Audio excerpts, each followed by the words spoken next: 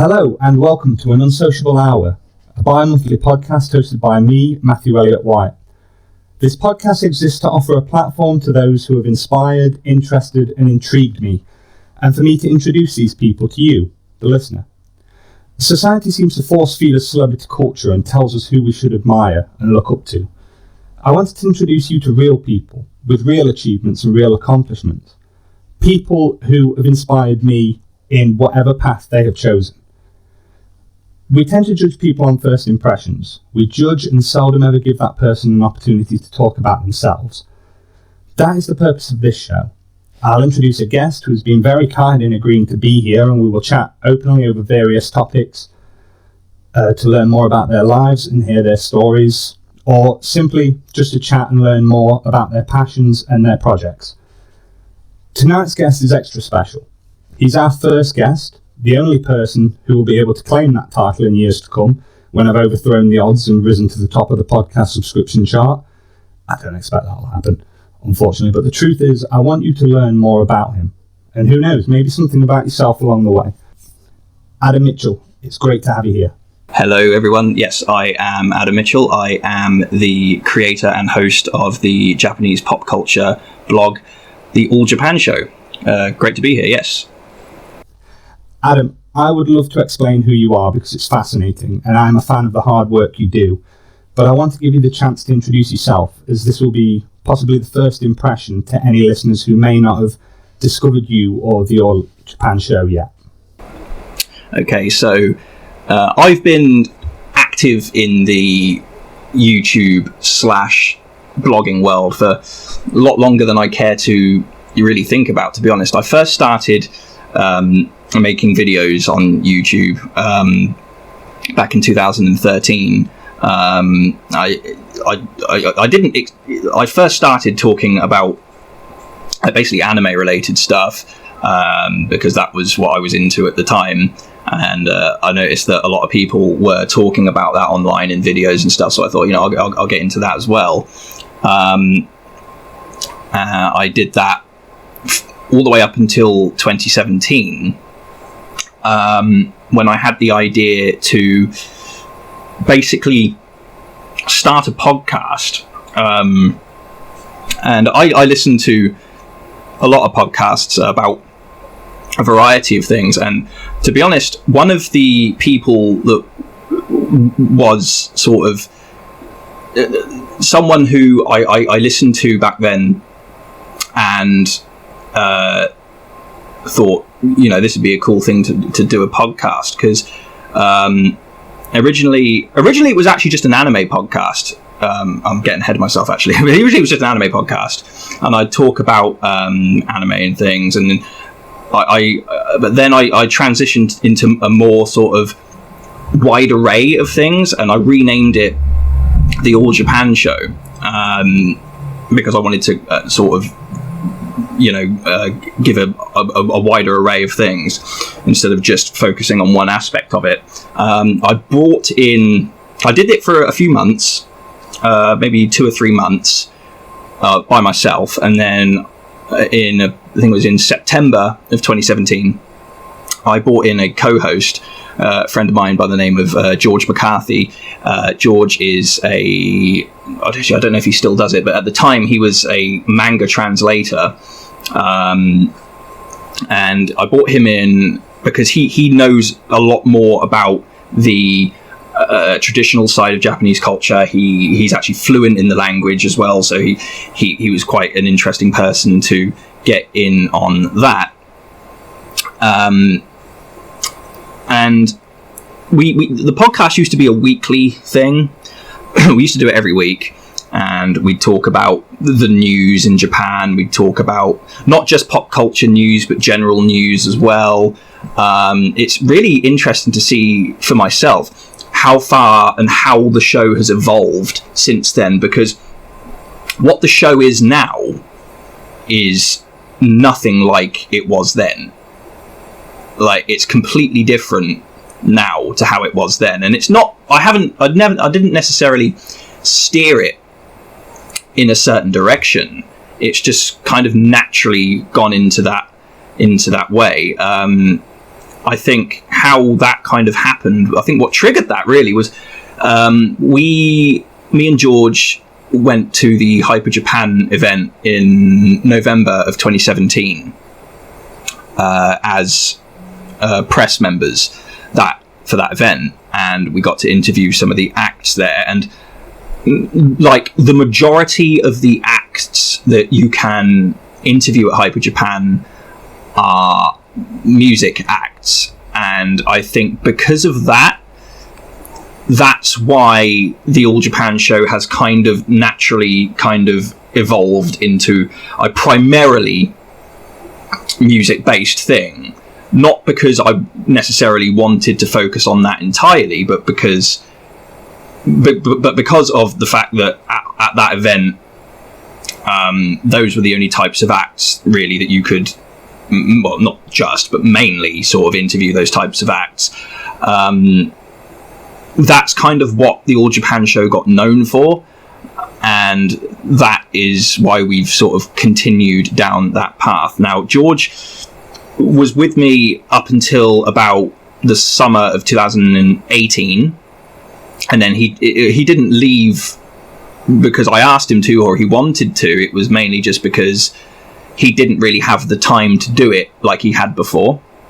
So from 2018 through until the end of last year, October last year, I was doing the show on my own again.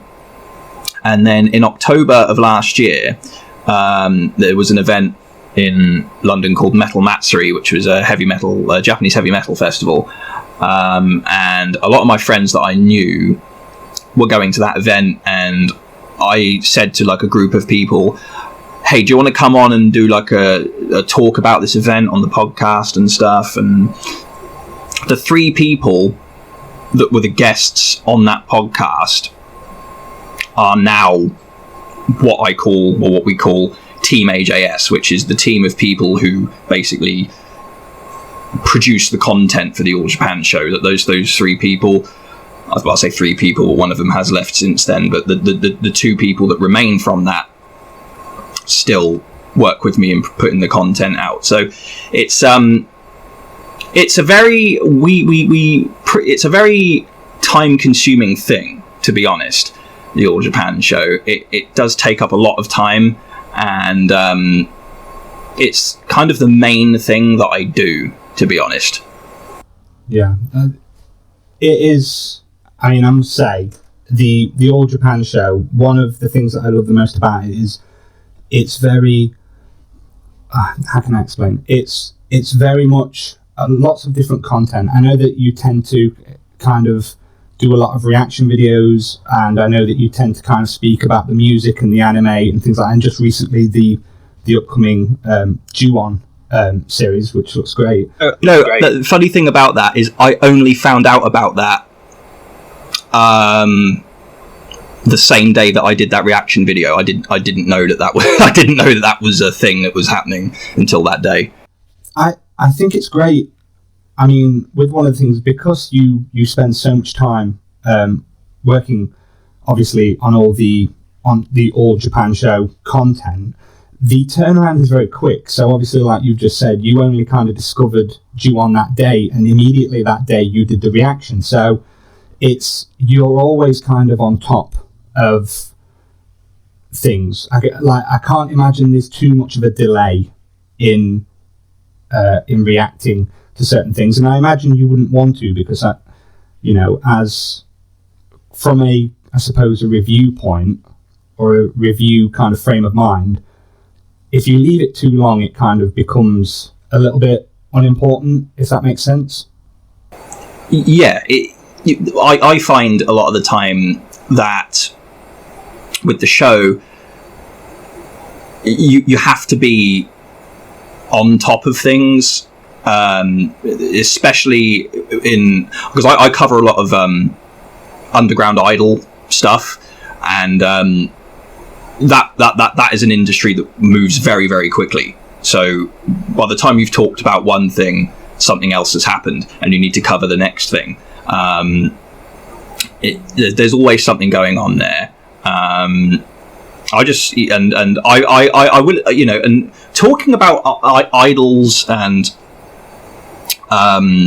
you know, getting the news out there about them, and you know, and that sort of thing. You have to know what you're doing. And what I mean by that is I've learned personally by my own mistakes. I'm not going to pretend that I haven't made mistakes myself. I have. That you know, you it's very easy to get things wrong when you're dealing with idol groups and talking about idol groups and trying to get, you know, information with them and do stuff with them and things. I just want to personally say one of the people that has given me some great help and advice and has, you know, called me out on my mistakes, but it's you know, it's a learning experience. I want to thank really, or acknowledge even, Derek from Idol Underworld, because he's really helped me to understand what to do and what not to do, if you know what I mean. Yeah, of course. Yeah, I mean, fantastic. I suppose because the idol scene, especially the underground idol scene, is constantly changing, mistakes will be made, and you shouldn't kind of. It's always a good thing to kind of admit if you've gotten something wrong down the line and whatnot. But in a very quick changing scene such as the underground idol, I don't think it's that much. I don't think it's frowned upon as much as, for example, if there were mistakes in other parts of the industry. But it's, you are obviously saying that that you've had kind of some advice and things like that. How easy do you find taking that advice on board when you're running something such as the All Japan show? How do I take the advice? Okay, well, I find that so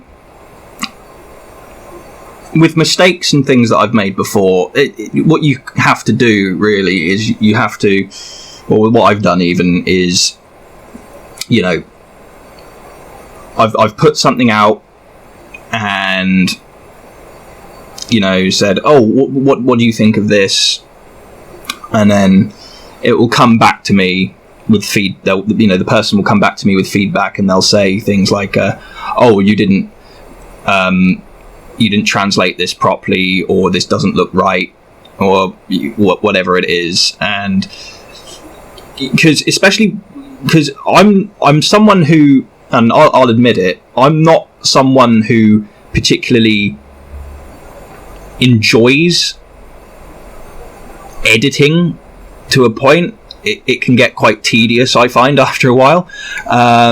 So if I've spent what I consider to be quite a fair time, you know, editing something, typing something up, and then putting it out there, and then having it come back to me and say, oh, can you redo this part? I find it quite frustrating, because I'm like, oh, I have to go back and do it again. But at the end of the day, what they're saying, they're telling me that because they know that I can make it better than it already is. So it's a case of really taking the advice on board and then working with it, understanding what the issue is and understanding what you've done wrong, and then making a conceited effort, if that's the right term, to make sure that you put it out, when you put it back out, it's as good as you can possibly get it.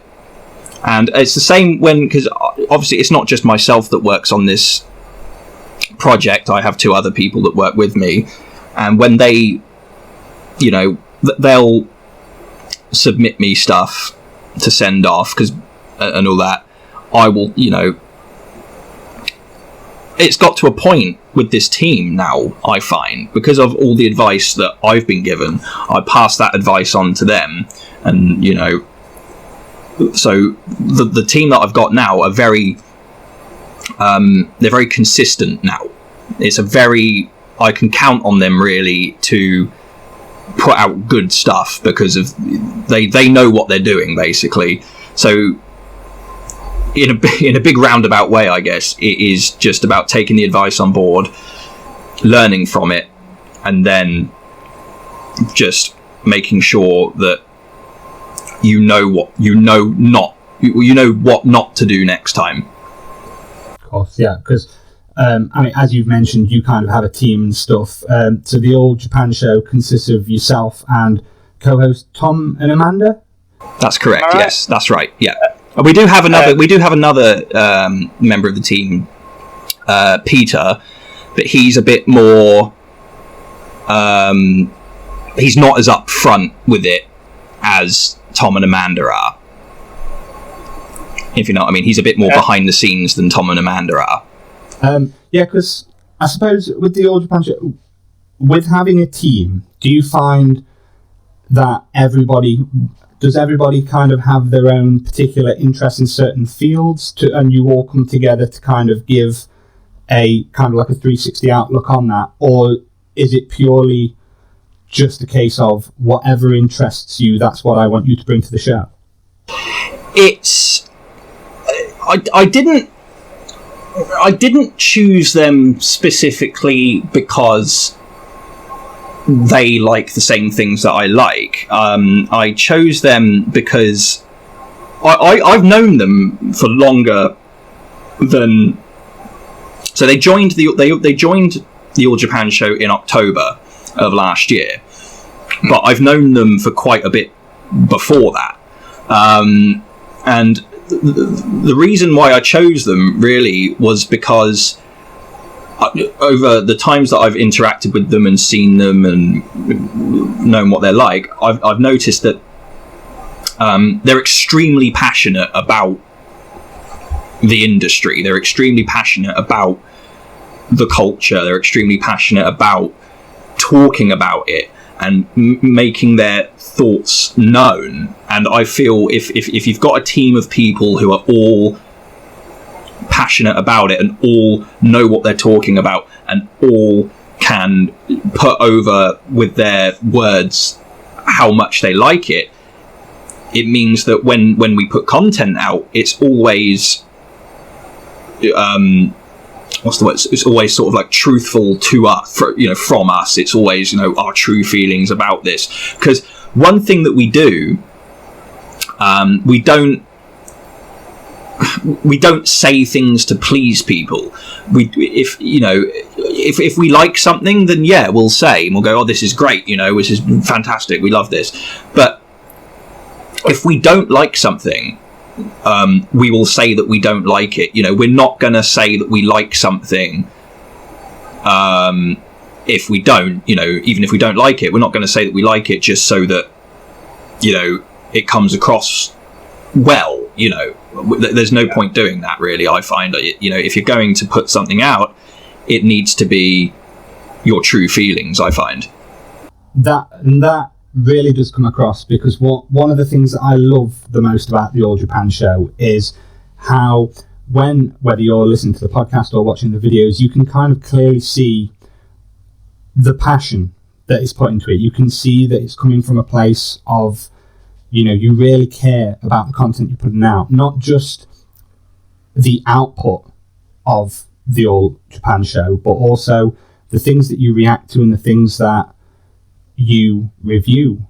To a degree, kind of it's easy to see. You've kind of got that one-on-one with the viewer, the listener, and honesty is the best form. I suppose a review without honesty would be almost meaningless. So I think it's great that you do have the courage, I suppose, to stand up for what you do like and what you don't like, because I imagine there are so many outlets out there where nobody wants to offend anybody. Nobody kind of wants to possibly risk their viewership by taking a particular stance on a piece of art, I suppose. Yes, that's true. we always do what, so we don't do what we do for us. You know, we're not about, you know, so when we put a review out, and we do interviews as well, we interview acts and things.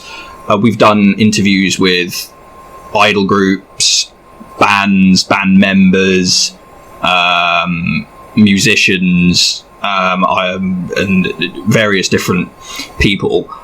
When we put content out and we'll do a review, or we'll do an interview or something like that, we don't do it for us. We do it for the other person. We're not doing this to make ourselves look good. We're doing this to make you known about. Because what we like to do is talk about, I mean, we talk about the popular stuff and the well-known stuff, but what we also like to talk about is the lesser-known things. And we want to say, hey, if you haven't heard about this, go and check this out, because we really like it, and we think that you're really going to like it. Go and support this person. Go and listen to this person's work. Go and see what they're all about. We don't do this for us. That's great, and that's a great way to kind of look about it. Here's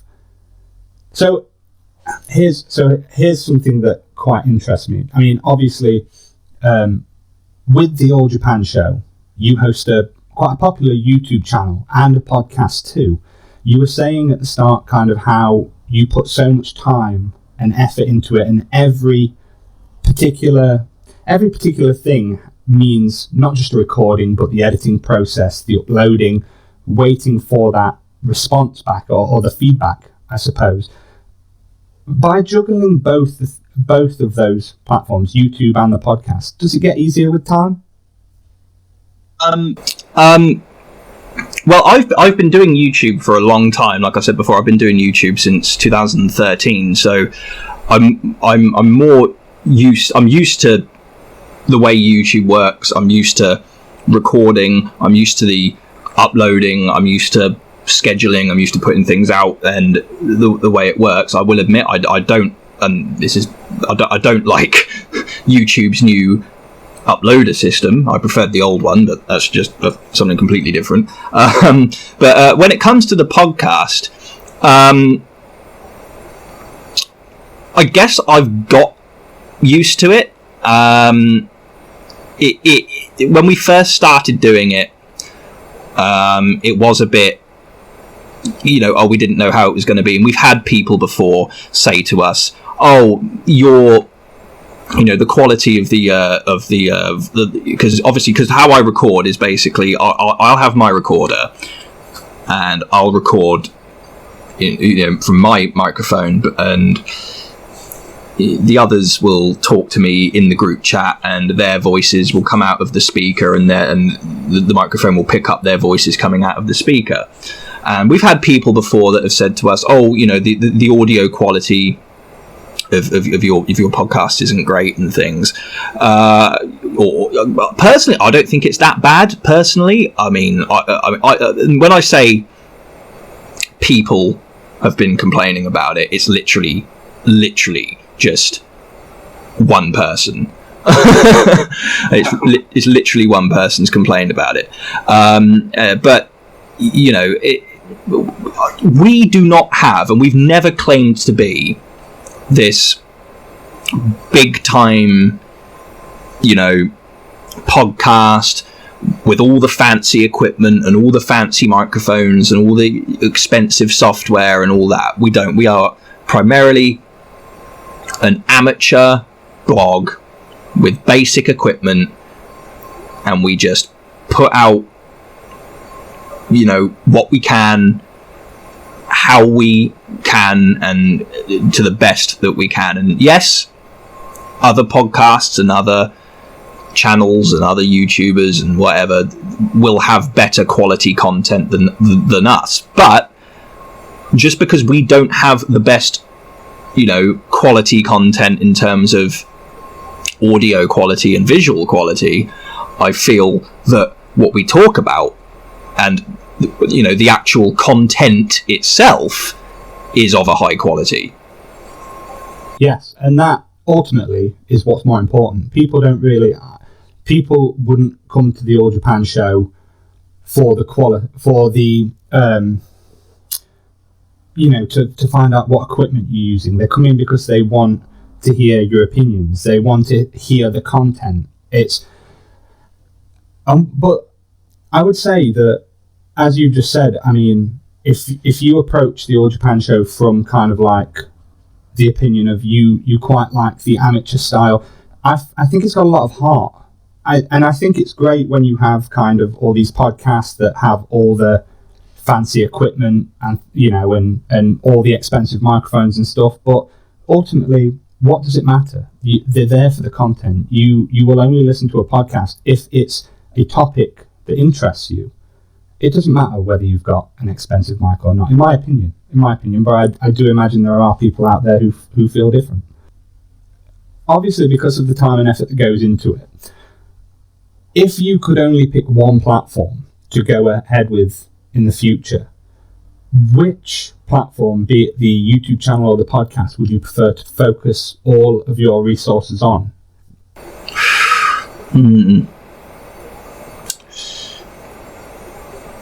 Honestly, I think that's difficult because they both do well. I think if I could focus on one, I would probably say the YouTube, to be honest. Okay. Obviously, with the YouTube channel, what's nice is that you're able to kind of, as a viewer myself, it's nice to kind of be able to sit down and physically see your reaction to something. You don't get that in audio. And I suppose reviews work best in audio, reactions work best on video. I'm not suggesting that you should ever obviously pick between the platforms. I was just quite interested to find out whether you felt a certain way of which made you happier. But obviously both of them all come together to be the All Japan show. So that's true. And then obviously we've also got the blog part of the All Japan show, which is where I will type up the interviews with the guests that we have. It's not always me doing the interviews, like in terms of it is me that types them up, but it's not always me who's actually like done the interview. It's like, so Amanda will send questions to the act, and then she'll send them through me, and then I'll get them back and I'll say, look, here's what you've got, here's the question, here's the answers you got, what do you think? And they'll say, oh yes, yeah, I like those, and then I'll type them up, and then there you go. We've got that element of it as well. That we don't do as often, because organising those and getting those done takes quite a long time sometimes. So primarily the All Japan show is the podcast and the YouTube, but really it is three elements really, but the YouTube and the podcast are the most frequent ones that we use. Judging, so obviously, I mean, as the creator, you no doubt have seen the All Japan show start from the very beginning to where you're at currently. When you think of how much the show has changed, would you say that there's a particular period that was the happier, or have you just thoroughly enjoyed watching the show grow to where it's currently at? At the start, it was quite tough because it wasn't known, and there was a lot of just putting the name out there, and a lot of telling people about it, and it was just putting content out and sharing it around until people sort of noticed it. Really, I remember I'd put content out, and then I'd go out to a show or something, be it an idol show or whatever, and there'd be people there who would recognize me from it, and would just say, "Oh, you're Adam from." They always call me Adam from YouTube at that point. They go, "Oh, you're that Adam guy from YouTube." I'll be like, "Oh yeah, that's me." And I always find, and this has been happening for years now, and it's still to this day, I still get a bit surprised when people recognise me in public. I know I shouldn't really at this point, but I still do. It's still like, "Oh, yeah, okay, cool." It's like, I get a bit startled by it. The best one ever that I remember was last year. Was it last year? Yeah, last year. There's a punk band, really great Japanese punk band called Mutant Monster, who performed in Islington last year, and I went to the show. I've seen them 9 times. Every time they come over, I see them. Sometimes multiple times if they're here. So I went to see them at that show, and watched a show, great show as usual. And then as I was leaving, I have to give this some backstory. Actually, I've just realised. I put out a reaction video. It's probably my most well-known reaction video. It's a reaction video to a song from their latest record. It's called Hanashite Hageru. And basically what happened was, when they played in Bristol in 2018, it was the singer's birthday, and I gave her a model guitar, basically, with the cover artwork of the Sex Pistols on it. And so I thought, okay, cool, that she's got that, there you are. And then when it came time for them to make a new album, they made this album, and then they put out the first music video from this album. That same guitar that I gave the singer was in the music video, and Wow. I did a reaction, and I didn't know that guitar was in. Well, actually, no, tell a lie. I did know that the guitar was in the video because someone told me before I did the reaction, which kind of spoiled it a bit. But I thought, I have to see this for myself. So I did the reaction to the video, and it's probably my most well-known reaction video because I'm properly freaking out at this video. It's like, oh my god, like, what is going on? I couldn't believe it. So fast forward to this show, a guy comes up to me and he says to me, "I saw your reaction video to Mutant Monster that you did, and that music video got me into this band. That reaction video got me into this band."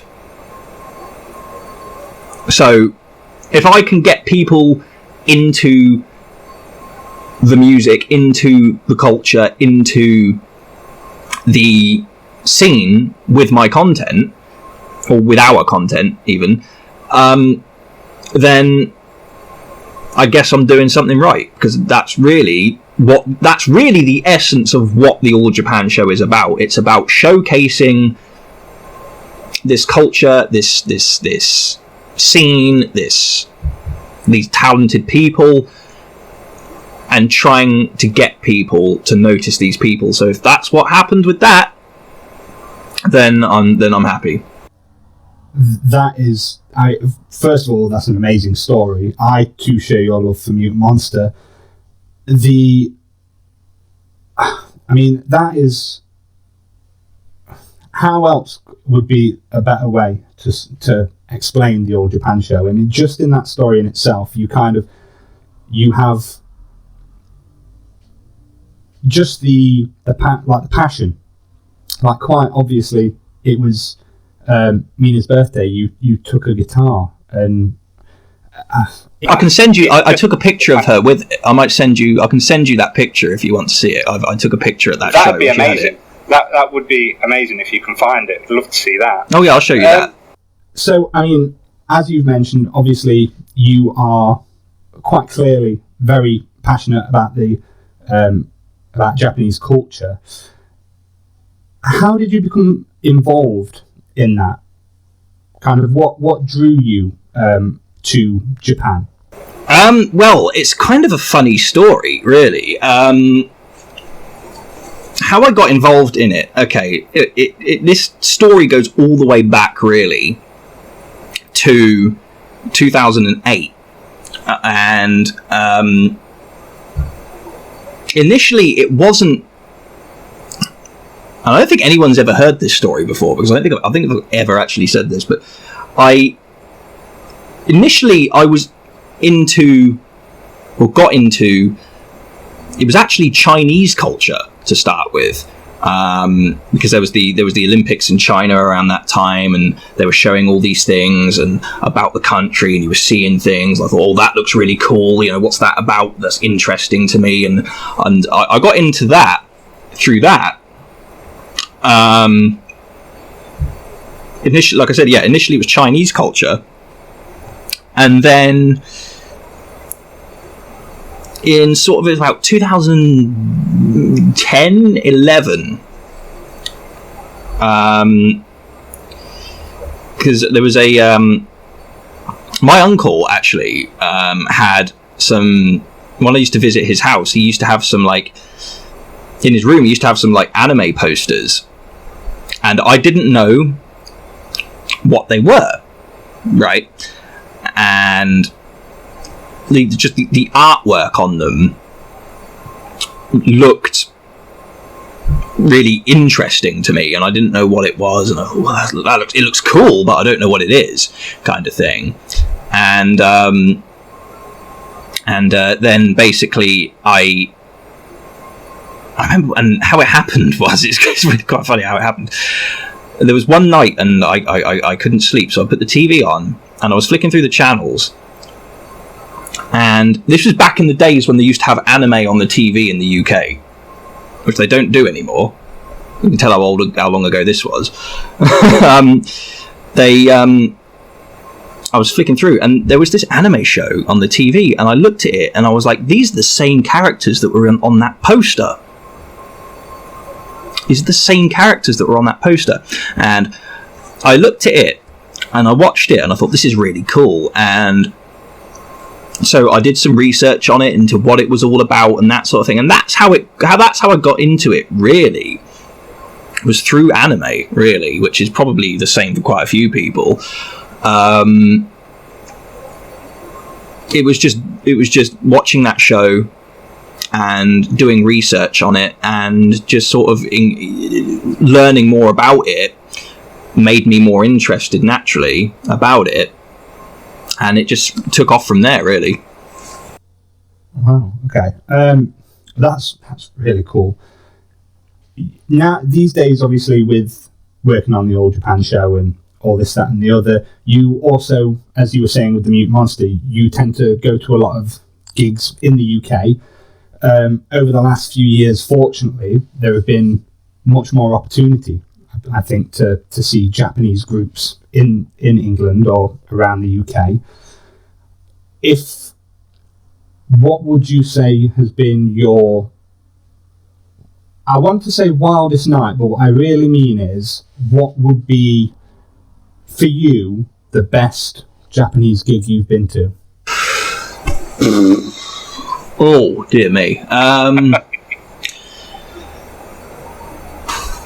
Okay. It was... I wonder how many people know this band, because I bet that not many people listening... Well, some people might know this band listening to this, who were around back during the early days of Orion Live. Orion Live's first ever tour that they ever did was in December 2017, and it was with one rock band from Japan called Touch My Secret. And they're not, Touch My Secret aren't going anymore. They split up not long after that tour, actually. And the final show of that tour was in a venue in Oxford called The Cellar. And that show was on my birthday. So I thought, yeah, I'm going to go to the show. So I went to the show, and now Dave, who obviously everyone knows Dave from the All Japan, from Orion Live, even they know Dave from Orion Live. He knew that it was my birthday, and he must have said some things because things happened. So I'm standing outside this venue with some other people. It's a really small venue, and Dave and Chris turn up. Chris Morris, the other gentleman who works with Orion Live, show up at the venue with the band. And one of the other people I was with said, "Oh, should we help them carry their equipment down into the venue?" Because they had a lot of equipment. It was like, yeah, cool, we'll do that. So I walk over, say hello to Dave and Chris, and as I'm talking with them, I feel a tap on my shoulder. And I turn around, and it's the singer from Touch My Secret, who's called Anne, taps me on the shoulder, and I turn around, and she just says, "Happy birthday!" And I'm looking at her, and I'm like stunned, because I'm thinking, how do you know that? Yeah. And it was insane. I've since found out that Dave told them. Oh. Which is great, which is absolutely fantastic. And then later, so they played their show, and I'd actually interviewed them earlier on that tour. They did 3 shows on that. Was it 3 shows? Or 4? No, 4 shows, sorry, on that tour. I went to the first one, which was at the Water Rats in London. Good venue. I'm not going to talk too much about the staff, but good venue. And then they did 2 other shows in, I think it was Birmingham, Manchester, and then Oxford. The only time that Orion's ever done a show in Oxford. So they did the show, and then at the merch afterwards, when they were signing merch, I bought a poster, and they obviously signed the poster, and I've still got the poster. It's in a box I've got over there. They signed the poster, and when I get the poster back from them, it says "Happy Birthday, Adam" on it, and they've all signed it. Wow. And that is my favourite show that I've ever been to, for that reason.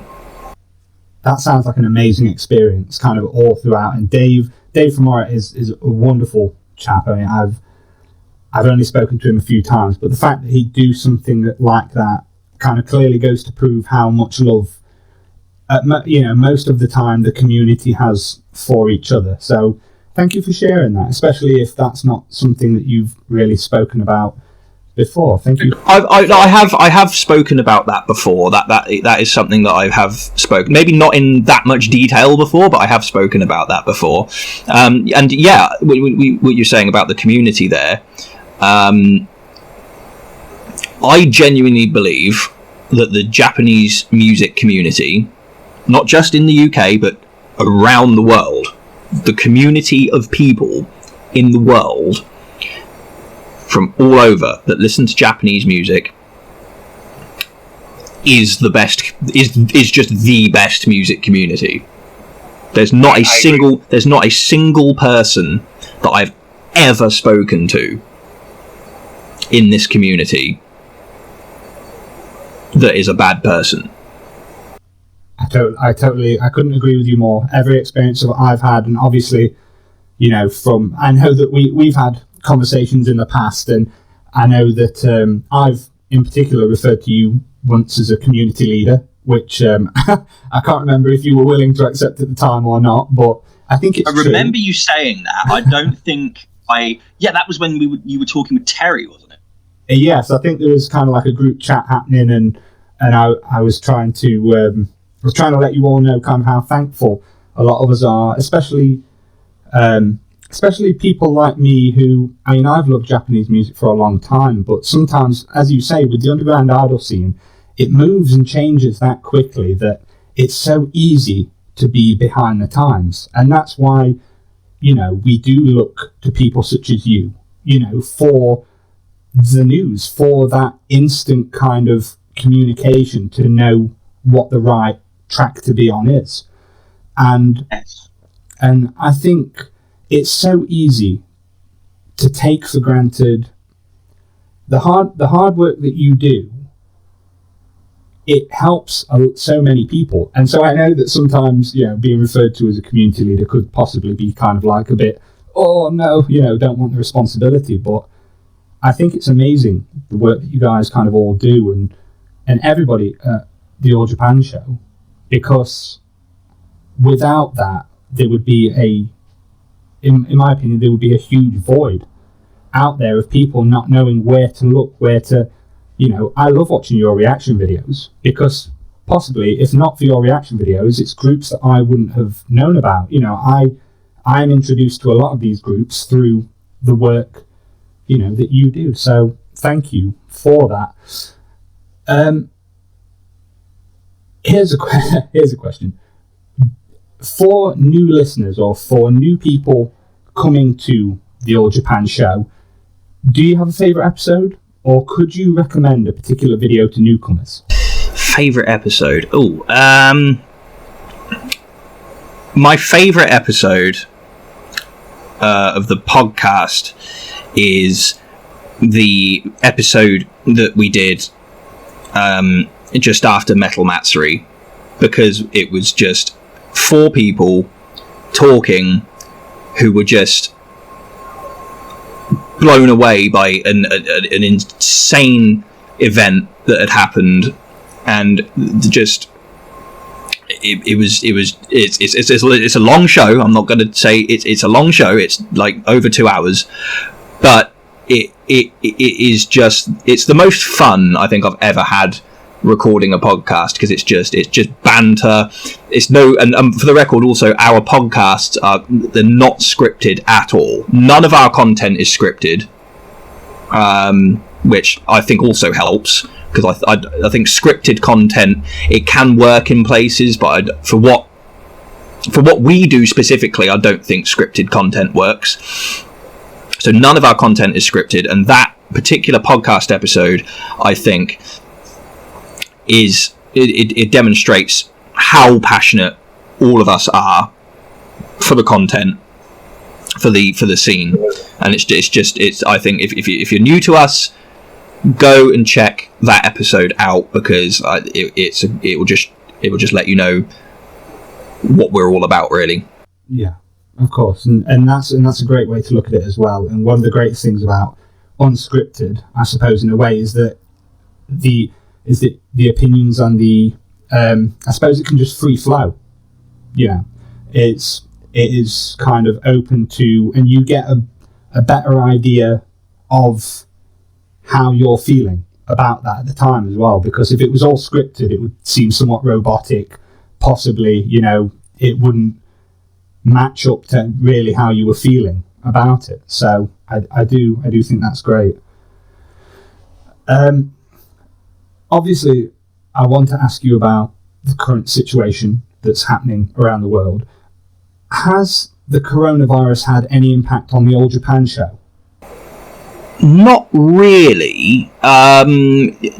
It has, in the sense of we can't meet up at shows and review the shows that we've been to, because that is a thing that we do, and we talk about our experiences at the shows. But apart from that, not really, because when we record, we all record over, we use Facebook Messenger, so we all just record in a group chat over that anyway. So in terms of how we record and how we make content, it hasn't really changed how we work, really. That's good to hear. So for any listeners outside of the country, the UK has been in lockdown since March the 23rd. They moved into the second phase on Sunday night, which has caused quite some confusion as the government attempts to ease some of the restrictions. Adam, how has the lockdown affected you? Oh dear. How's it affected me? Well, I tell you, it's I'm not the most stable person mentally, I would say. with my moods. So my moods have been very up and down. There's been times where it hasn't bothered me that much, but there's also been times where it's really like got me down and things, and it's like, you know, and not being able to do what I like to do and what I normally do. It can be quite, you know, what's the word? It can take a toll on what on your mood and things. There are other people who I know who I speak to, and I want to just thank. I'm not sure whether to use her online name or a real name. I just want to thank, especially Tom, Amanda, and Kelly, who you may know as Chima online, for being there and letting me talk to them, and basically just keeping me sane, really. You know, because if I was left on my own, I don't think I don't think things would probably be that good. You know. Well, I'm sorry to hear that. I obviously hope that, you know, that things will ease up eventually. I'm glad to hear that you are getting the support from friends. If there's anything that you ever need from me or anything I can do to help, obviously, you know, you only have to let me know. Firstly, thank you for talking to us about the All Japan show. I would recommend anybody who is interested in Japanese pop culture to head on over and check it out. It's great content, and thank you for providing us with an idea of how life has been over the last couple of weeks. Hopefully we can all get through it as safe and as soon as possible. So I only have a few kind of questions that I would like to get your personal opinion on, if I could. One of them is, I imagine this is very important, especially for the All Japan show, but what is your opinion on social media? Well, for what we do in terms of getting our content out there and getting it known and letting people know about it, it's very important, because to be honest, without social media, I don't think we would really be able to do what we do.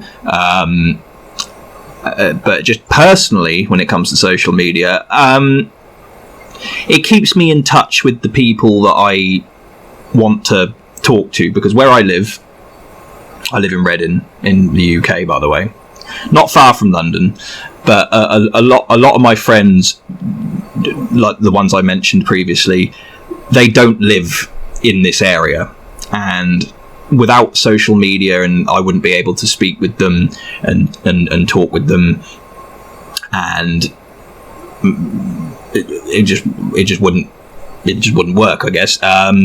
So for me personally, social media is very important.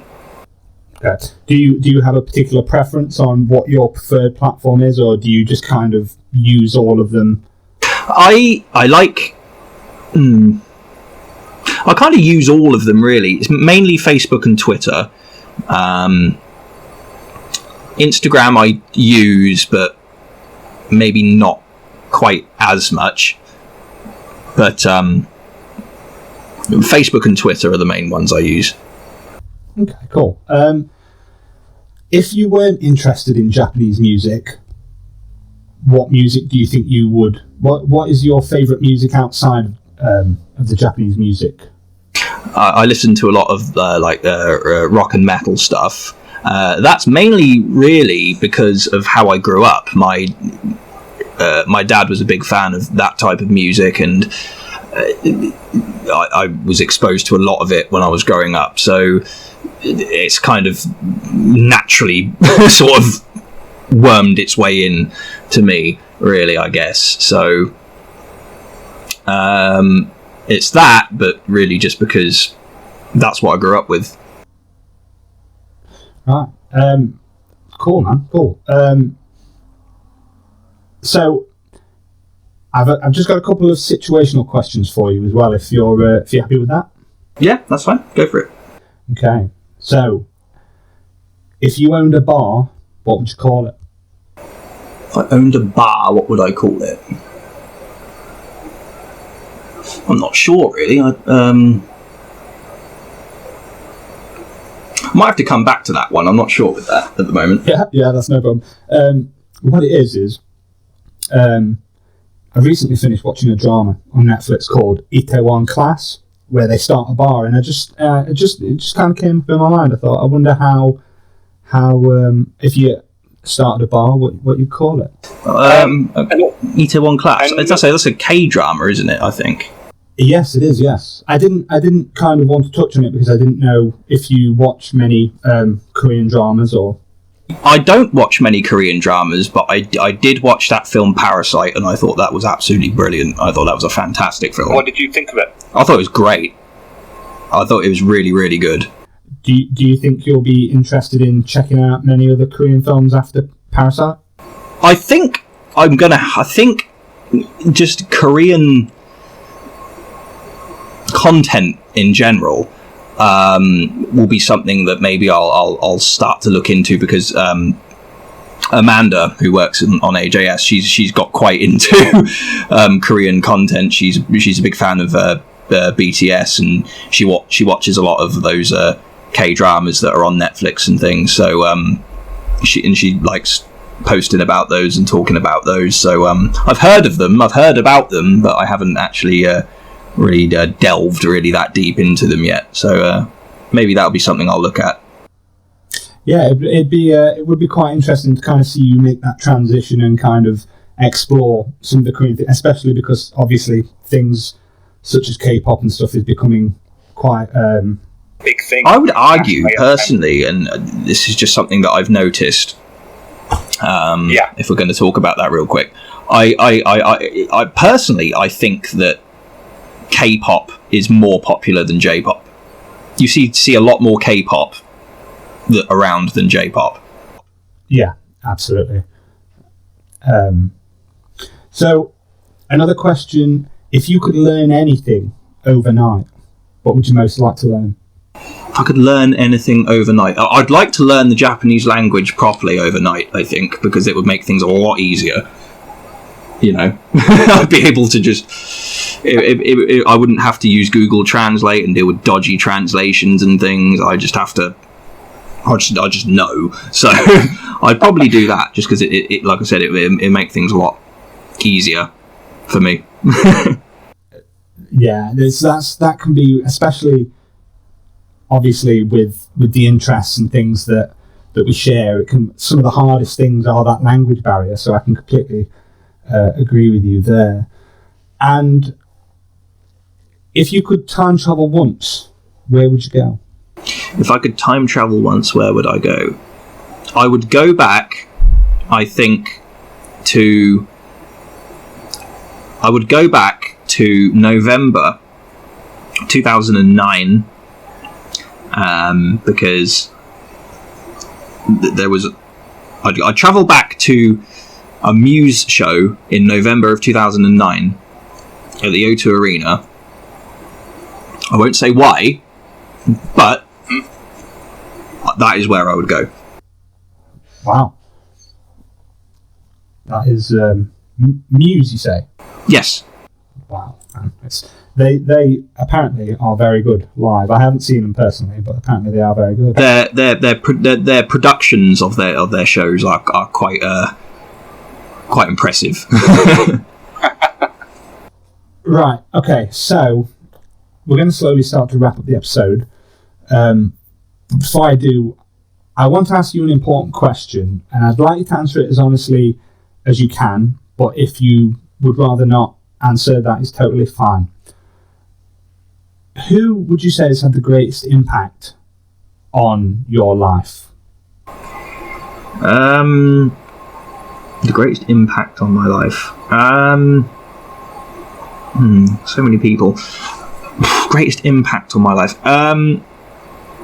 Probably my dad, because he, like I said, I grew up with the same sort of learning the same things from him. It got me into a lot of the things that I'm into now. Not Japanese content per se, but other things that I'm into, I'm into that. So that's kind of who I am as a person now with my interests. It's because of that. Okay. The reason I asked that particular question is that it's often a question that nobody likes to ask. It's personal, but I think it's important to remember things like that, those little details, because they're who make us who we are as individuals. Adam, it has been an absolute pleasure having you on the show. Thank you for being not only my first guest, but patient and understanding in some of the more testing questions. I certainly feel I know more about you, and I would hope that the listener was able to take some valuable insights away from this, was able to see this fantastic project that you've kind of started and brought where it is today, and hopefully it might inspire them to be creative, or at very least check out the show and maybe take some of the recommendations on board. That'd be great. But ultimately I hope they will follow you at the All Japan Show on YouTube, Spotify, SoundCloud, and all of the social medias, I assume. Yes, you can follow the main ones we use. We have Twitter, which is just at the All Japan Show, and we also have Facebook, which is not the All Japan Show. It's All Japan Show, just without the at the front. It was supposed to have the at the front, but I didn't like it for some reason, so we just had to have All Japan Show. So if you type that in, you'll know our logo. It's I'm sure you've seen it around. we're actually celebrating our 4th anniversary this year as well. Wow. So we're going to be releasing some old content. Maybe I'm probably going to re-release that old Touch My Secret interview that I talked about earlier. Wow. And also some content that hasn't been heard before as well. Well, that sounds very promising. So it's 4 years. First of all, congratulations on those 4 years, because I can't imagine how much time and effort and patience must be put into each video, let alone one that would kind of go on for, as of next year, half a decade. So massive kind of congratulations to that. Before we sign off, I want to give you a final opportunity to promote your projects or anything you have coming up. Anything we have coming up? Okay. What do we have coming up? We don't have anything specific coming up at the moment. So what I'll say is, if you just follow us on our social media pages, on Twitter, at the All Japan Show, or on Facebook, All Japan Show, then we'll keep you updated on what we're doing, but nothing specific at the moment. Okay. Links for those mentioned will be included in the show notes. Adam, thank you again, and stay safe throughout the pandemic. I hope we will catch up again soon in person. I hope to catch you at one of the gigs, because I do think, although possibly different locations, I do hope that we kind of can come together and grab a drink and have a proper catch up once this is all over. But I just want to say thank you so much for being here, and please keep up the great work, because we do really appreciate all the time and effort that you put into them. Oh, thank you very much. Well, that's what we're here for. We're here to provide the content that get the news out there. So I appreciate that you enjoy it. Thanks. Thank you very much. Ladies and gentlemen, that concludes the first episode of An Unsociable Hour. Thank you very much for listening. Stay safe, stay positive, and please join us again next time. Good night.